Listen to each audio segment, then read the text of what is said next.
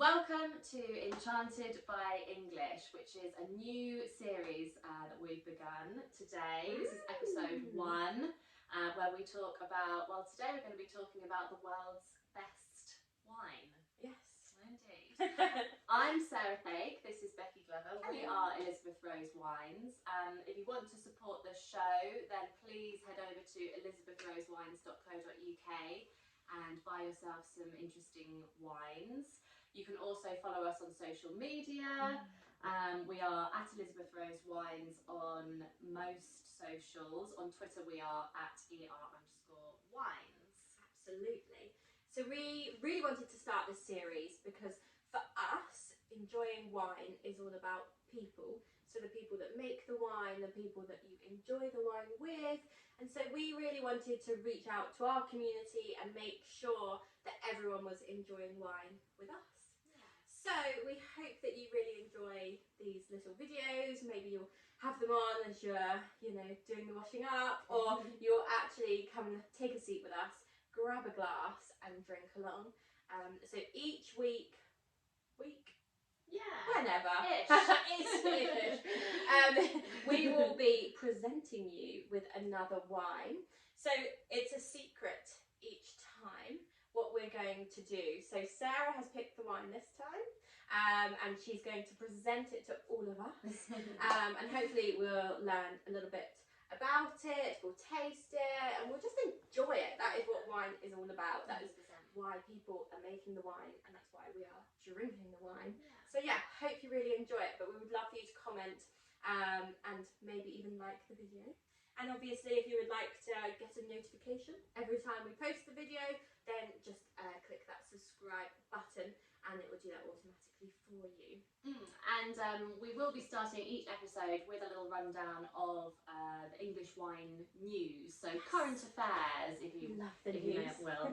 So yeah, it would be good if you subscribe. If you don't want to miss any of that, then please do. So kicking things off with the wine news. With the news, what's been going on? So it's dry January. Nothing's happening.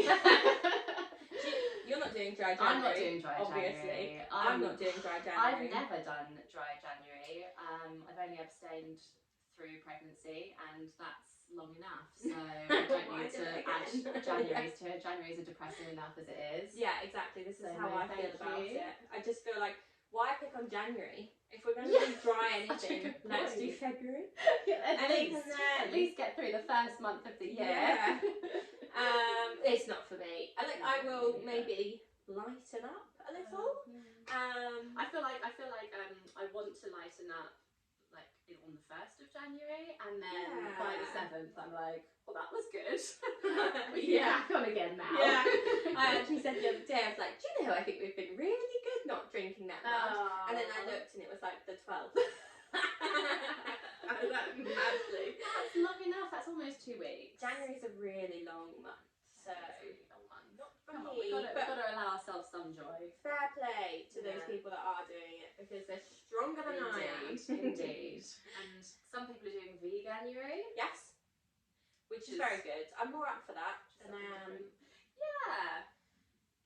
I don't mind a bit of vegan. No, I think it's very tasty. A lot of our wines are vegan. That's Yes. something you can filter on our website if you are doing veganuary. And some people are doing try-January, which I fully support. Try yourself a new English wine. Yeah, absolutely. And maybe today we'll be talking about a wine that people perhaps haven't tried before. I feel like the wine that we're talking about today doesn't get talked about enough. No. So I'm very happy to be singing its praises today.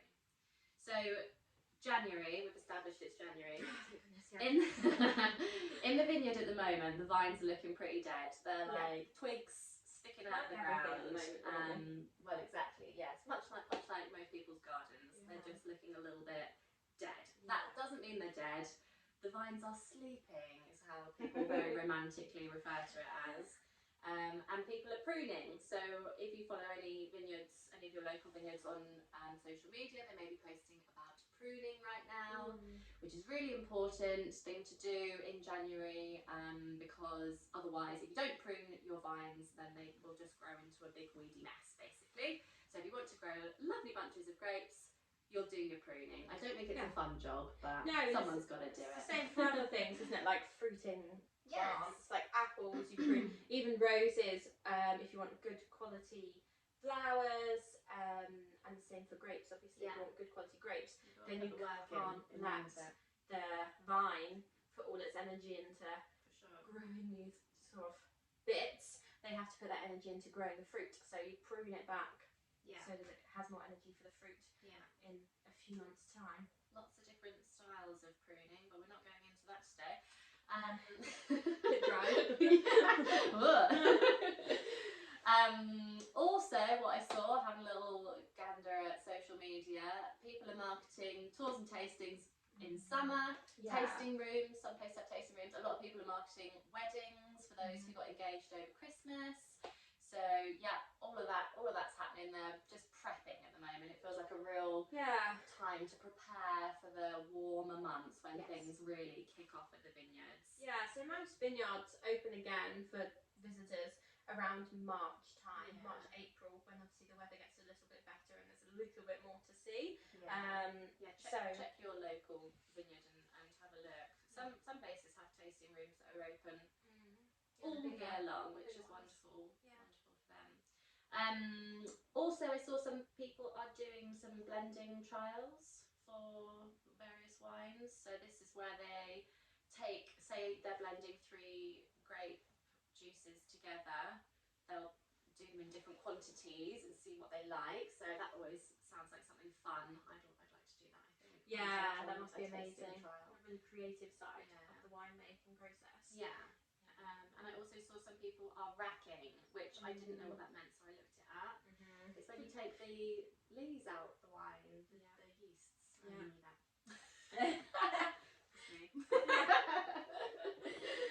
And we've had some new release wines over the last few months, haven't we? One that was really exciting was a sparkling red wine. So we used to sell, it's obviously now all out of stock, so it's super popular, a sparkling red from Bluebell. So it's a Heimkeep Ruby was the name. Really popular. And actually we had loads of people loving it for Christmas, didn't we? Because it had that sort of clovey, spicy side to it. It's one of those brilliant wines that's perfect in the freezing cold and the baking hot summer. You chilled it up. Yeah, you can chill it, or you can have it nice and warm, or however you want it, really. But yeah, it's really interesting that more people are experimenting with those sparkling reds. Really excited to see if anyone else brings out sparkling red. Yeah, definitely. So, did you mention Ridgeview? Ridgeview, yeah, sorry. Ridgeview, Is that the one you? Yes.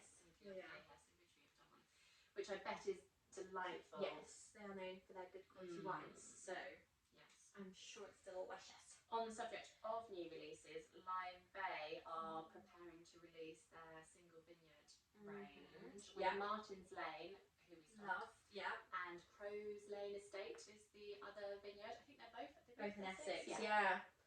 So both in our neck of the woods, which we always like to see. And we did get a sneaky preview of their single vineyard stuff at the Wine GB tasting in London a couple of months ago. Yeah, and as everything they do, it's beautiful. Yeah, they're all beautiful. We're really impressed with everything they do. And on that subject, I saw that one of the winemakers at Lime Bay, Sarah Massey, who we have spoken to before,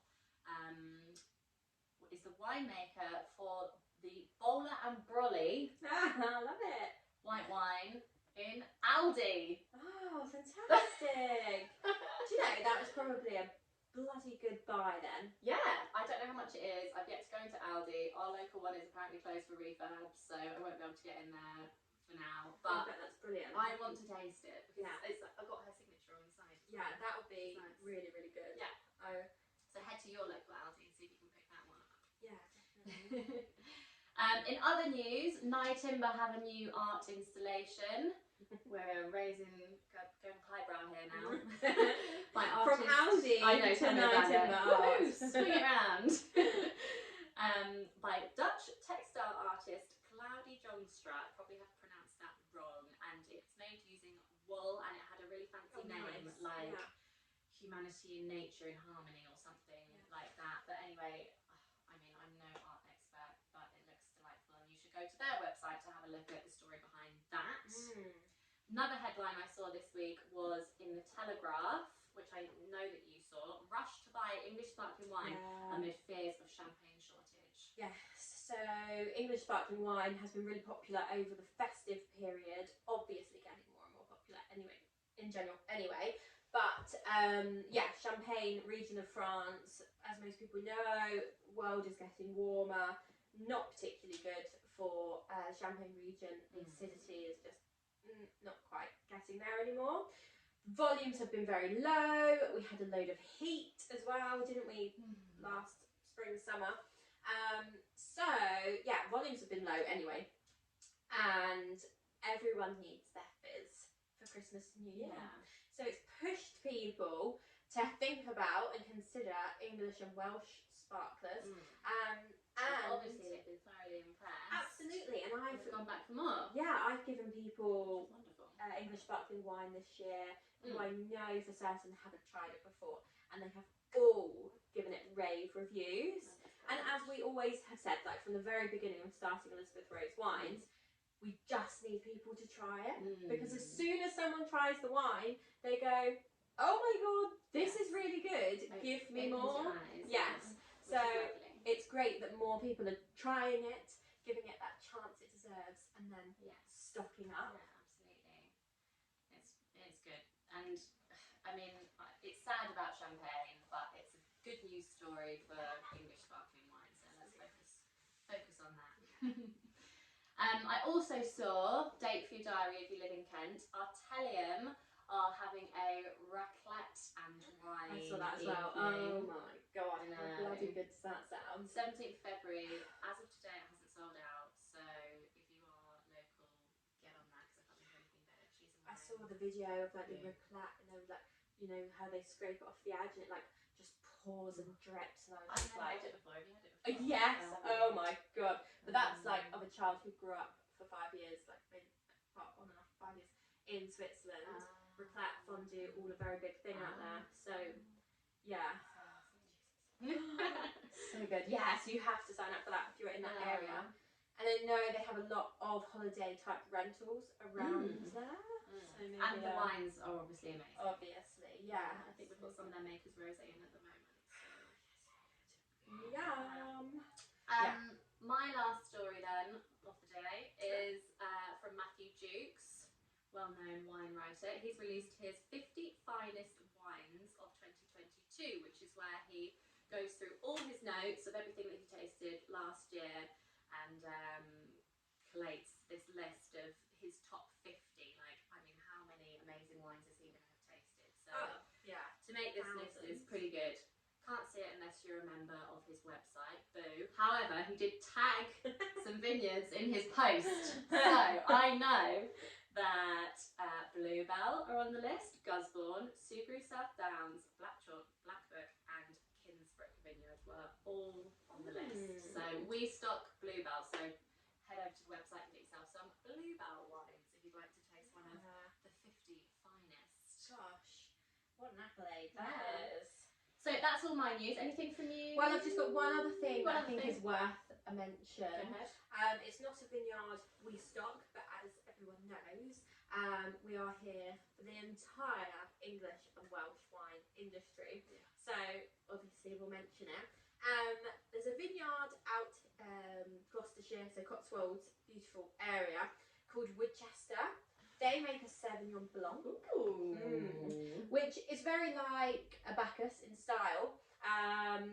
But yeah, this is actually Sauvignon Blanc grape.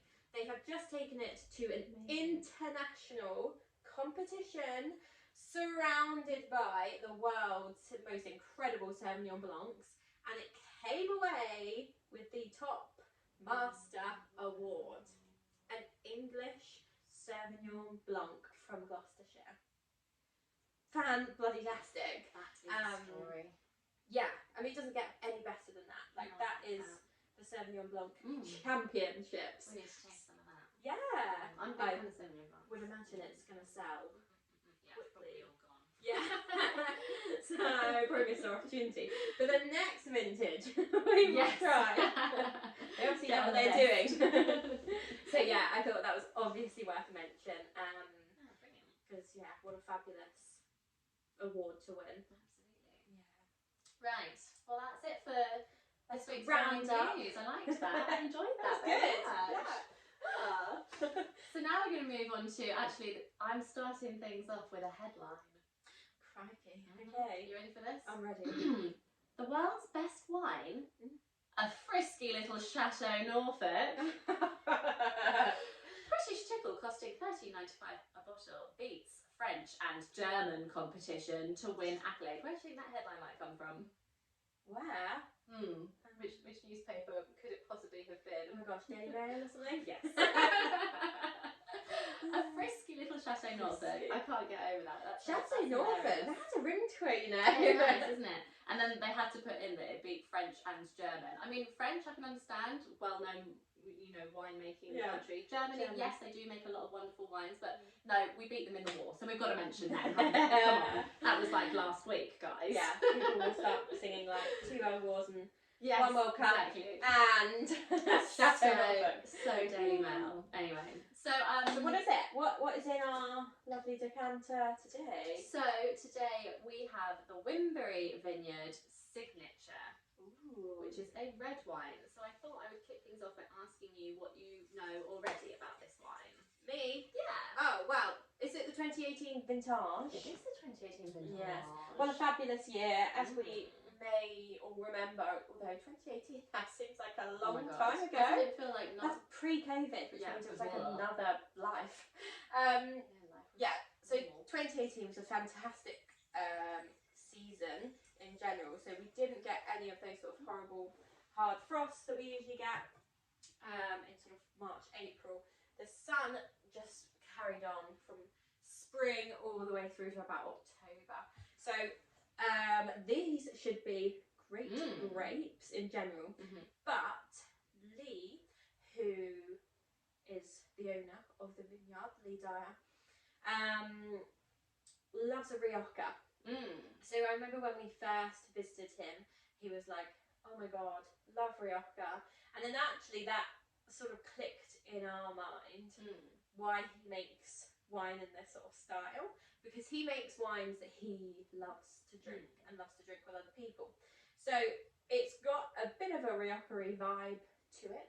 I remember, I can't remember the last time I tasted it, but I remember it's... Have we tasted this vintage before? I think so, okay. yeah. I wasn't sure. I remember it's got like a spicy element to it. He oaks his wines, or certainly this wine. So I imagine it's going to have that nice sort of vanilla-y, sort of like that slight creamy edge to it. And I think I remember it's like raspberry cherry sort of flavour profile. I could be wrong. I haven't tried it in ages. Yeah. Oh, wonderful. Very and good. I remember what Winbirri means. Oh, tell me. So Winbirri. Yep. Win obviously means wine. Birri means grape or berry of the wine. So it's Anglo-Saxon. It is Anglo-Saxon. Yes. So and it translates into wine and wine grapes, wine berries. Very literal. Very literal. Yeah, and so his vineyard is just sort of on the edge of like Norfolk Broad area. So it's not sort of super North Norfolk. It's a bit lower down than that, and they have this like little microclimate where they just don't really get frost in that area. Yeah, he's very selective about the pockets he chooses. Yeah, so the grapes are really well protected. He is a very much perfectionist in the best kind of a way. He even does all of the tours and tastings himself because he doesn't trust anyone else to give the right information out. He's just a bit of a control freak. Yeah, and most people are that do amazing things, aren't they? Yes. So, yeah. Was this one of the first reds, English reds we ever tried? Yes. Must have been. Yes, definitely. And like price point of like £15-ish. Yeah. It's always been up there of our great buys, hasn't it? Definitely. So yeah. That's very good. Thank you. Very, very good. Approved. Well, yeah.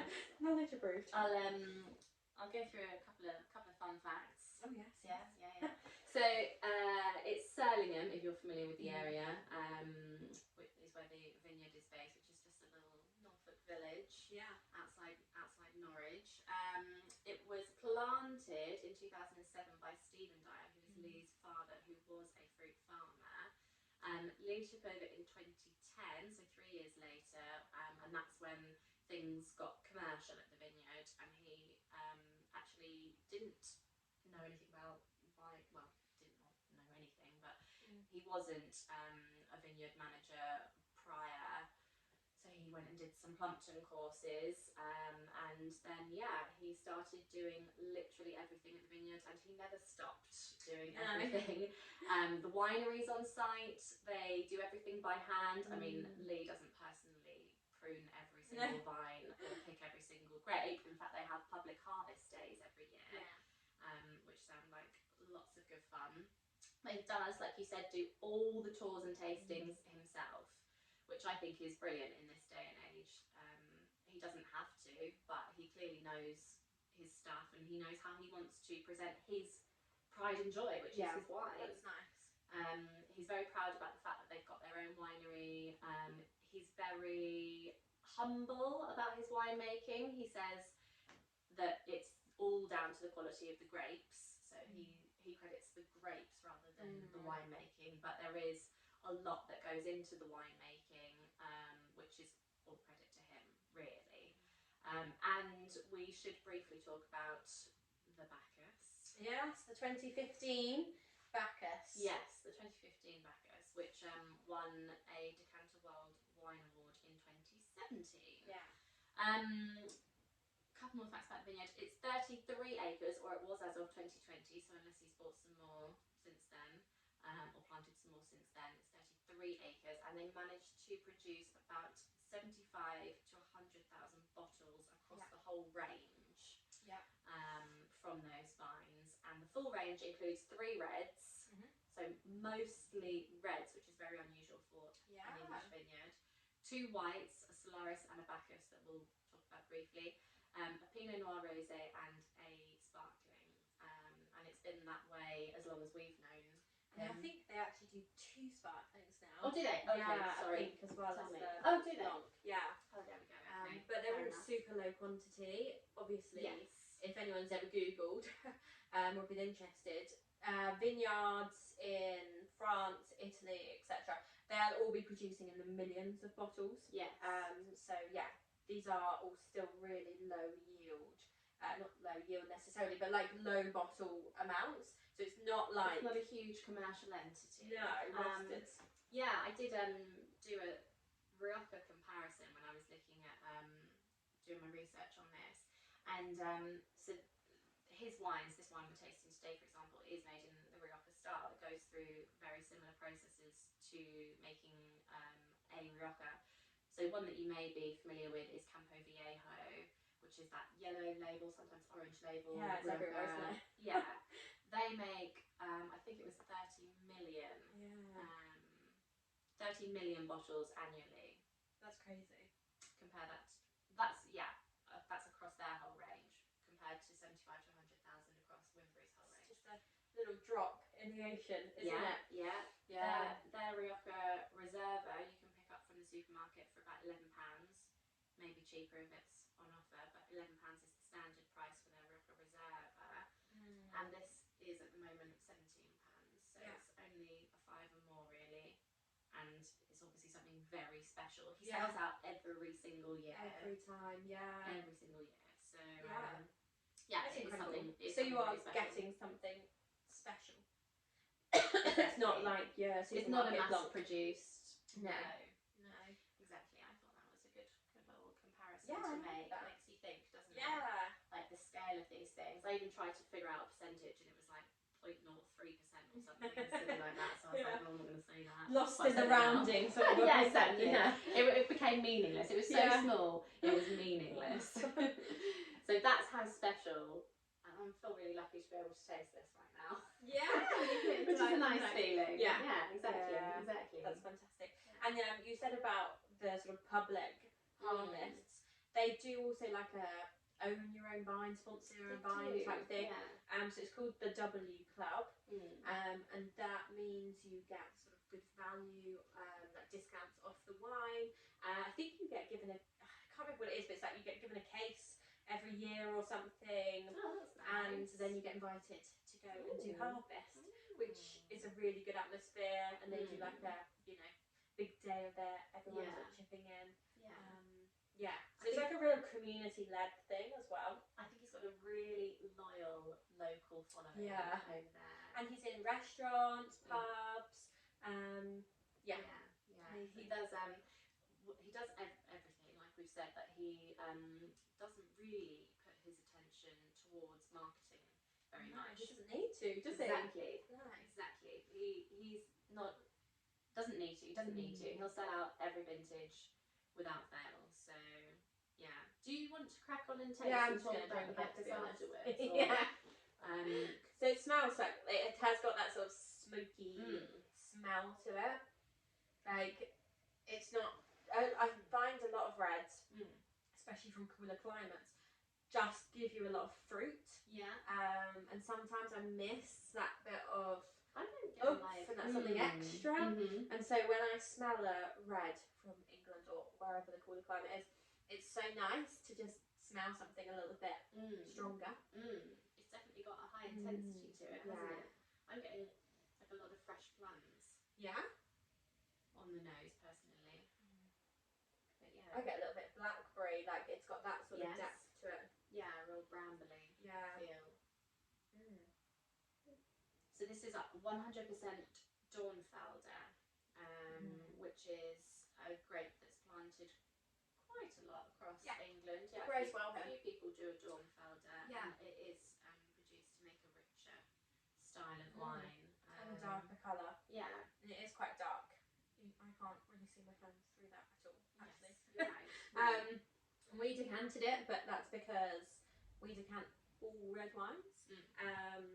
We just think it gives it a little bit more oomph, a little bit of air, can do wonders. And yeah, it's been decanted maybe half an hour, not super long. So yeah, but that's lovely, isn't it? Especially on, well, it was. Now it's going to make a liar out of me. It was a rainy day again. So now it's brightened up. Look, we cracked open the wine and it's brightened up. Beautiful. Sun shines on the wine drinkers. This is gorgeous. So it's rich, it's fruity, it's fresh. Yeah, there's still, isn't it? Like it's quite refreshing. There's still a freshness to it, even though it's got an intensity. So it's hard to explain because when I used to say, or hear people say like, oh, it's a red wine and it's fresh, I used to immediately think like watery, light. Yes, not thin. It's medium. No. Medium body. Yes. But this, and it's got like a hint of tannin, like fresh tannin at the end. Yeah, fresh as in good quality fruit, I think is the way to put it. Like it's not, like some people say not flabby or overripe. Yeah, like it's just a Spot real on. good fruit. Yeah. Yeah, so to try and break down that. And it's got a little bit of a purpley tinge to it actually, hasn't it? I really, really like that. Yeah, and 2018, so what are we now? Well, say like Yes. 4-ish years old. Yes, so let me talk you through, I mean there's quite a bit on the Winbirri website, so I'm going to read it and we can discuss, because he refers directly to the Rioja region. So it says here, winemaker Lee Dyer has really expressed his fondness for the Rioja region with this wine by incorporating many of the winemaking techniques that are used in the famous winemaking region to create a real knockout red tipple for England. If you are a fan of Rioja, you should really enjoy this wine. It's made from 100% hand-picked Dornfelder, processed within minutes of harvest. Yeah, and that's because literally, so if you ever go and visit, the vines are there, the winemaking facilities are there. Like to walk from one to the other, it's like seconds.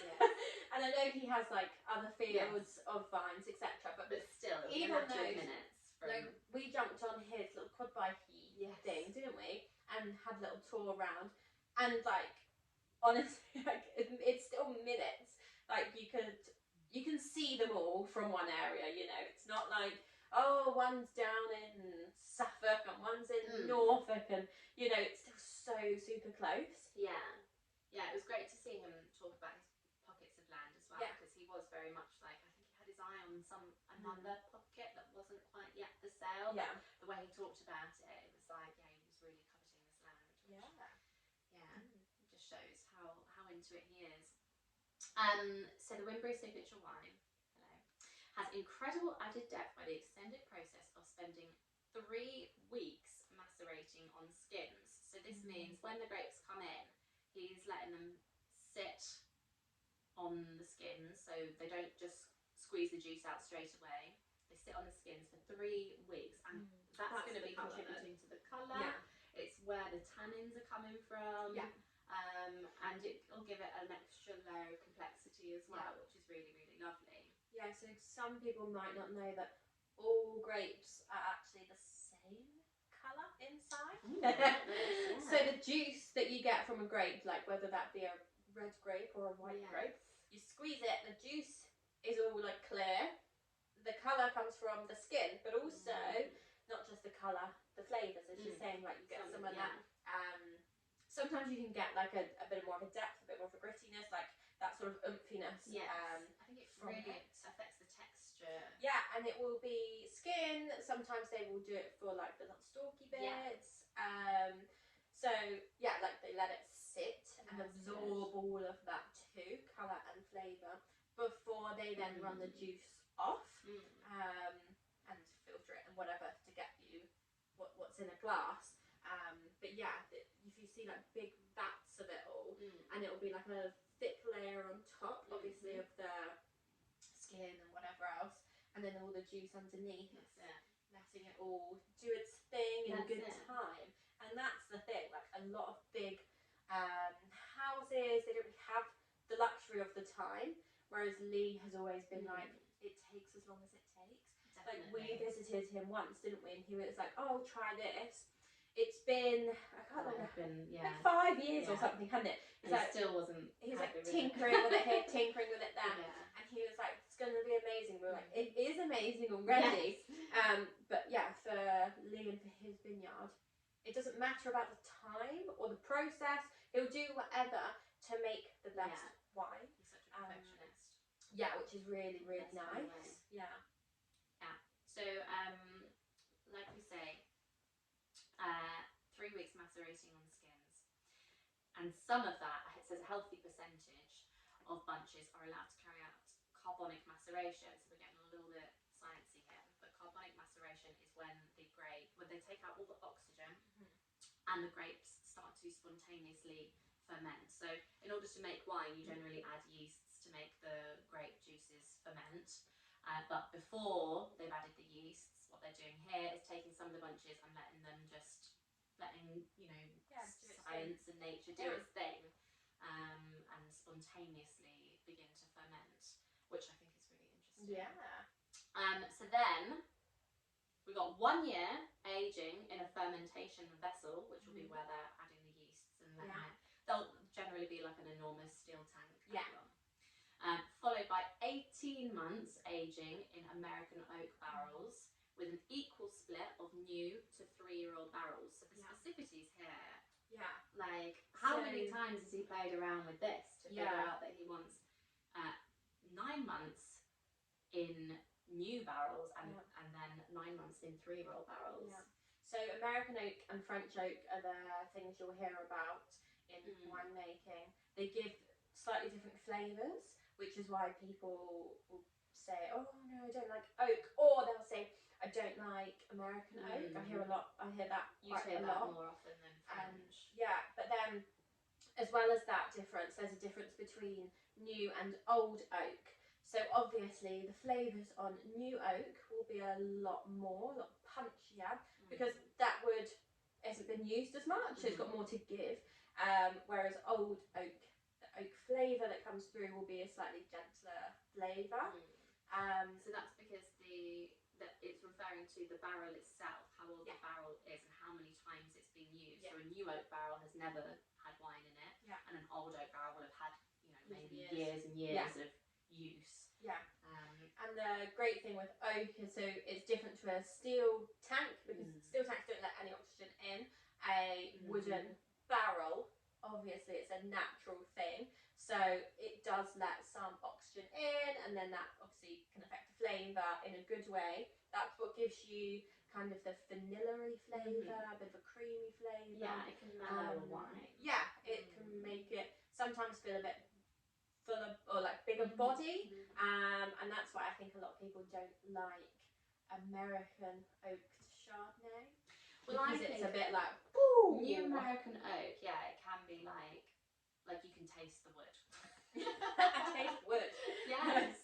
You get like some coconutty flavour in there, don't you? You get like vanilla-y and like, can you imagine like the smell of cedar? That's what I think of. Yeah.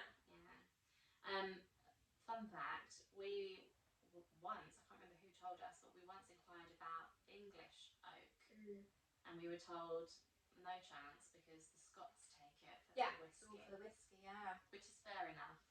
But there was somebody who was experimenting with old Scotch whiskey barrels, but that's definitely a conversation for another day.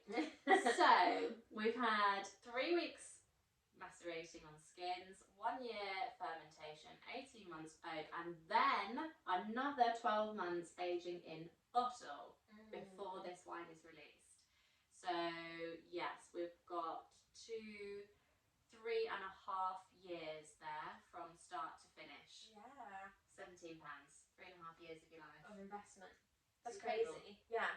Oh, that is incredible. And it's not the only wine he's making, you know, at the same time he's making 2 other breads, a reserve and a Pinot Noir. Yes. He's making some sparkling, he's making some whites, And actually, in contrast, the whites are a completely different flavour profile, for sure, aren't they? They're fresher, they're sort of zestier, whereas these are a bit more mellow, a bit more sort of body to them. That's right. And the whites and the rosé will be younger because they don't go through all this long aging process. The reserve red, it goes through pretty much the exact same process but with Rondo grapes. So that's a very interesting comparison. I think we've got some reserve online at the minute if you're interested in making that comparison yourself. Please do go ahead. Fun fact. This wine has a 4.4 on Vivino. You into Vivino? Do you know, I tried it. Yeah, me too. And then I find it can be a bit like Amazon reviews. You know, when you look at the reviews and there's always that one miserable bastard that's like 1 star, didn't like it because it's a black label and I like white label. Yes, something like, completely irrelevant. 100%. So, I just drink the wines that I like. If you are into Vivino, 4.4, that's decent, isn't it? Very Sounds good. And also, whilst we're talking about like stars and things, his tours and tastings on TripAdvisor are like #1 thing, numero uno. So I read a couple of his recent reviews actually. Yeah. Because I was like, I wonder if he's still doing them. 100%. Yeah. Every single review says the winemaker showed us around. And the winemaker.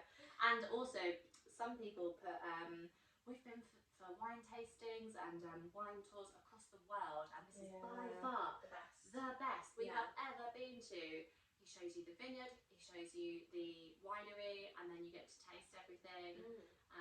And then I'm pretty sure he doesn't let you leave until you buy something. Well, I guess you won't want to leave until you've bought something. So good.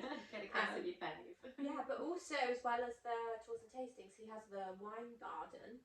So basically, you turn up with all of your pals, you sit down like amongst the vines, He's got a nice little outdoor bar. and have like a beautiful time in the sunshine, sipping all of the drinks that have literally been grown and made like within 200 meters or something crazy. I'm falling more and more in love with it the more we talk about it. And like so environmentally friendly. These English wines in general are environmentally friendly because we're not shipping them halfway across the world. But when it's all grown and made on such a small little patch, again, they're not even shipping or trucking their grapes, 300 miles to a winery or something. So this is like uber environmentally friendly. It's brilliant. It's all done right in now. that little space. Yeah, it makes me want to go back actually. Yeah. We're talking about it again. I'm getting like vanilla after I drink it. So like you take a sip. It's got a great finish actually. Lovely, fruity. And then like even now, I haven't taken a sip for a little while and I'm still getting lovely like vanilla pod type vanilla. Like rich very fresh vanilla. Isn't it? Yeah, really nice. Like fresh fruit, fresh vanilla pod. Yeah, it's gorgeous. It really challenges like your general English wine preconception of it being like a watery English wine and English red wine. Yes. Everyone thinks red. like, you can't do that. It's not hot enough here, or something. 100% You can. It's a beautiful thing. It's a beautiful, beautiful thing. Yeah. And back to Rioja briefly. Wine Folly. Who? Everyone's familiar with Go-to. Wine Folly. Yeah. Yeah. Wine Folly tells me that Rioja flavour profile. We're talking cherry. Yeah, I get cherry. Chicory. Yeah. Plum. 100% first thing I thought. Yeah.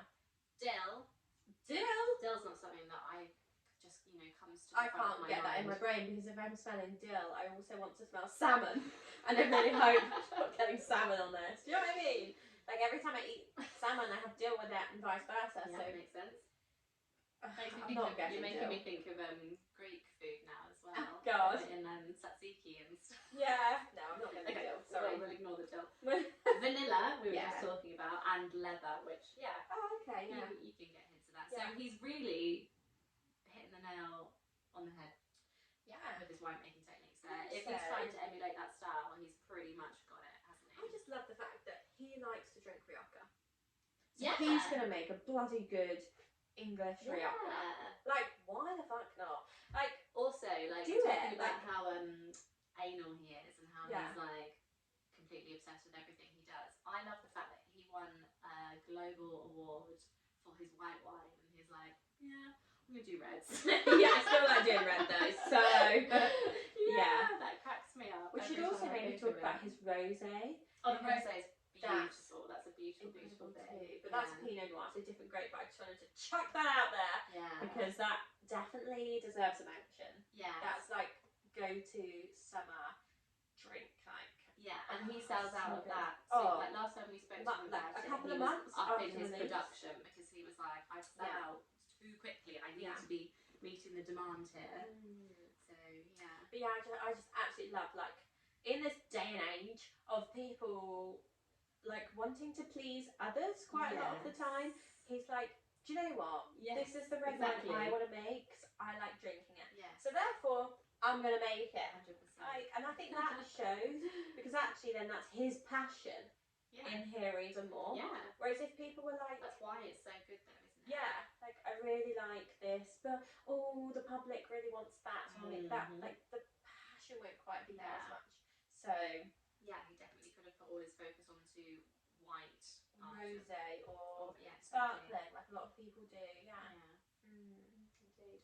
Do we want to have a quick chat about the Decanter Wild Wine Award for the Bacchus? Well, I think we should. Before we wrap things up. Yeah, so it's blind tasted. Blind tasted by So I don't know. the top experts Yeah. in the world. Yeah. We're talking master sommeliers, Yeah. masters of wine, all the top experts, and it will have been tasted alongside similar wines from across the world. So it's an enormous achievement. I think I read that there were over 17,200 entries, wines entered into this competition.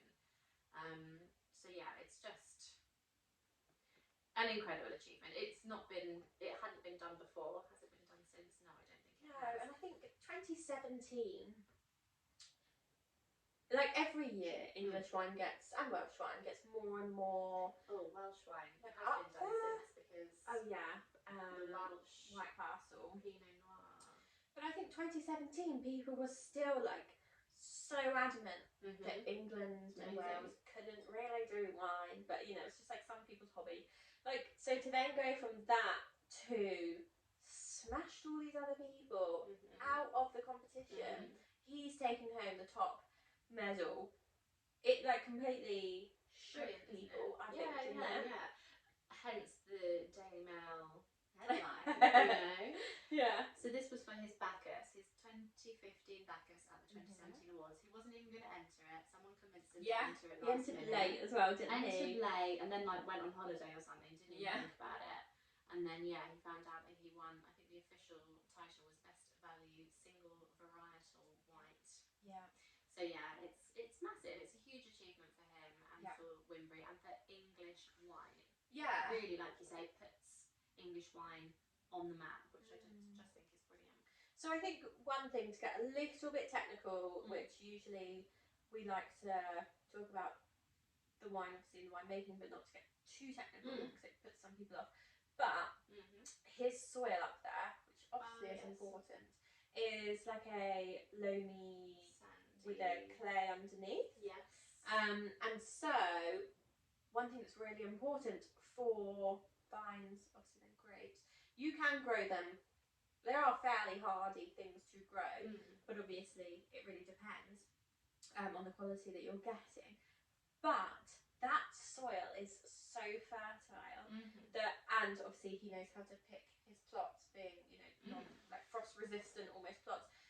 It's giving him such a good quality of fruit. So as you were saying, the fruit does all of the work. And I think that's probably why he can do like 3 weeks. Let's let it sit for a bit, and then he can, you know, do you're the grapes, you do the work, you ferment, you do you. I'm just here like to assist you. And I think that's part of the reason why, because where he's growing his grapes, it's a very fertile soil. So actually the grapes that he's getting are really, really good in flavour and excellent quality. So yeah, just to get a tiny bit technical there, I usually hate that sort of. It's worth talking about. And there's flint in the soil. While we're mentioning, you know, the vines and the vineyards themselves, it's worth. I did say, oh, you know, all the pruning and picking is done by hand, but I think I need to just wheel back and say all the pruning and picking is done by hand, which isn't normal. Like I think when you hear that quite a lot, which you will in English and Welsh wines, quite a lot of it is done by hand. But then if you go somewhere else, Spain, they'll just be driving a tractor down. Yeah, they have these little mini tractors. Yeah. They're quite funny to see because obviously they have to be quite skinny to get down the vines. And so they will go and you will have them knocking them off. Like getting the fruit off by shaking or as you say, not like kind of knocking them off. Which, okay, yeah, it's fine, and I get it. If you have like thousands of acres under vine, you're never going to get all the fruit in time. But by hand picking, hand pruning, you're giving everything that like individual care and attention. That's it. And they're going to be going round, like he's such a perfectionist. So I know for a fact he's going to be telling those volunteers, I'm sure they all know what they're doing, but this is good enough, this isn't good enough. So only the best fruit make it into the production anyway. And then he's like, you do you, fruit. I'm just here for when you need me. Fully. Yeah. And I'm sure a lot of English and Welsh vineyards would love to use a machine, but because the yields are quite low, they cannot afford to like knock a single grape aside if it's decent. They need to be using it so they can make as much wine as they possibly can. So yeah, it's a wonderful thing. So I hope that people are going to drink this, because genuinely I think all red wine drinkers, obviously, will enjoy this. 100%. You really like a flavoursome, fruity kind of a red. I really like a serious, sippy, deep, dark, you know, red. You're a Bordeaux, I'm a Rhone. Yeah.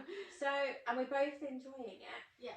So I do think it has things about it that everyone will appreciate in life. Definitely. I would really like this with a lamb. Right now, I will take the lamb, please. I'm feeling cheese. Cheese, you're feeling cheesy. Yeah. Possibly steak.